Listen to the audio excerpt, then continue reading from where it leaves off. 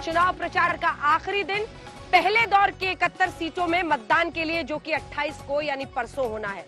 लेकिन बिहार की राजनीति, इसको समझने के लिए आपको हर सीट पर देखना पड़ेगा कैसे जातीय समीकरणों की भट्टी में पककर मुद्दे बाहर आते हैं और उसी हिसाब से लोग वोटिंग करते हैं। ये यहाँ की पॉलिटिक्स की ऐसी सच्चाई है जिससे कोई भी इनकार नहीं कर सकता है। लेकिन ये भी एक सच्चाई है कि कई मुद्दे इस बार, खास तौर पर नौकरियों का मुद्दा, और ये वाकई अच्छी बात है कि नौकरियों का मुद्दा इस बार बिहार की चुनावी राजनीति में सेंटर में, केंद्र में, फोकस में आया है।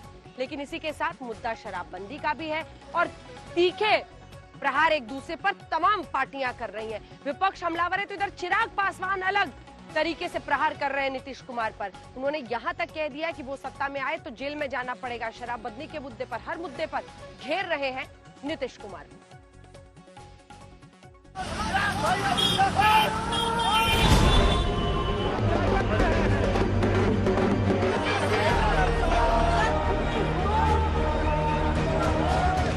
जेल में जाना जाएगा पक्का। हमारे खिलाफ अभियान चलाता है। महत्वाकांक्षाओं को लगाम दीजिए, नहीं तो कहीं के आप कहीं रहेंगे, ऐसा जनता जनादेश दे देगी और इसलिए महिलाएं देखेंगी। बिहार के चुनावी घमासान में जुबान तीखी होती जा रही है। युवा विरोधी सोच है मुख्यमंत्री की। बयानों के तीर भेदने लगे हैं। अब तो बिहार की लड़ाई जेल तक आ गई है। जांच करवाई जाएगी और सबको जेल देगा। वो तुम 8-10 आदमी और यहाँ हजारों लोग हैं।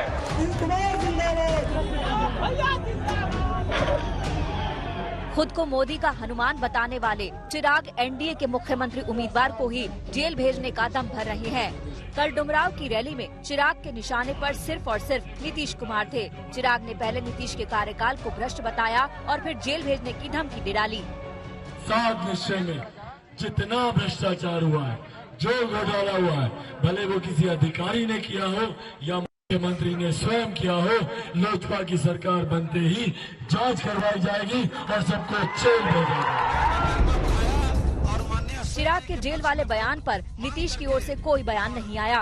वैसे भी वो चिराग को ज्यादा तवज्जो नहीं दे रहे हैं। लगातार हमले होने के बावजूद उन्होंने चिराग के खिलाफ अब तक मुंह नहीं खोला। यहाँ तक कि रामविलास पासवान को श्रद्धांजलि देने चिराग के घर भी गए, चिराग का हौसला बढ़ाया। इस बार उनकी पार्टी ने चिराग को आईना दिखाने की कोशिश जरूर की।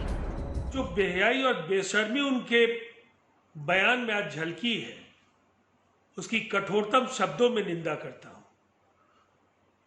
उन्होंने बिहार के लोकप्रिय मुख्यमंत्री नीतीश कुमार जी को सत्ता में आने के बाद, तो ये है वो चुनावी प्रहार एक दूसरे पर जो तमाम राजनीतिक पार्टियां कर रही हैं। इस बीच आइए आपको सीधे कुणाल हमारे सहयोगी के पास लिए चलते हैं। और कुणाल, आप दरभंगा में इस वक्त मौजूद है। यहाँ से भी एक के बाद एक अलग अलग वीडियो आ रहे हैं। हमारे दर्शकों को जरा समझाइए, कौन सा मुद्दा हावी, मंत्रियों की भी किस्मत यहाँ दाव पर है?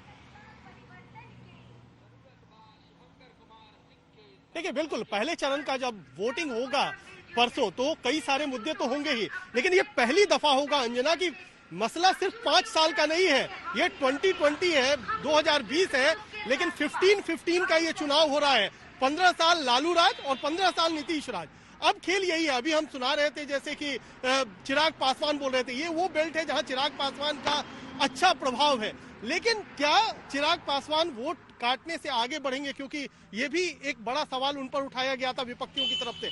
तो ये तमाम चीजें हैं। यहाँ पर दरभंगा में जहाँ पर हम खड़े हैं, जाले यहाँ से नजदीक आता है, वहाँ पर एएमयू के छात्र नेता मकसूर कांग्रेस के उम्मीदवार हैं, उनकी भी बात होती है। लेकिन तमाम चीजें, ये पूरा जो समीकरण बन रहा है ना, ये सिर्फ जाति नहीं है, काम भी है, जाति भी है। जाति इस तरीके से है कि चिराग की जाति अलग हो गई, बाकी तमाम जो दलित है, अति महादलित जिसको कहते हैं, उनको एनडीए ने अपने साथ लाया है। और आज जो तेजस्वी ने बात की है कि अगड़ा बनाम पिछड़ा, जो पुरानी लालू यादव का समीकरण था, उसको कैसे लाया जाए जमीन पर। तो बहुत रोचक चुनाव है ये 2020 में 15 का, और इसमें तमाम चीजें डिपेंड करेंगी कि नीतीश ज्यादा बुरे हैं कि लालू ज्यादा बुरे थे। इस पर बहुत कुछ चुनाव परिणाम निर्भर करेगा और परसों की वोटिंग भी।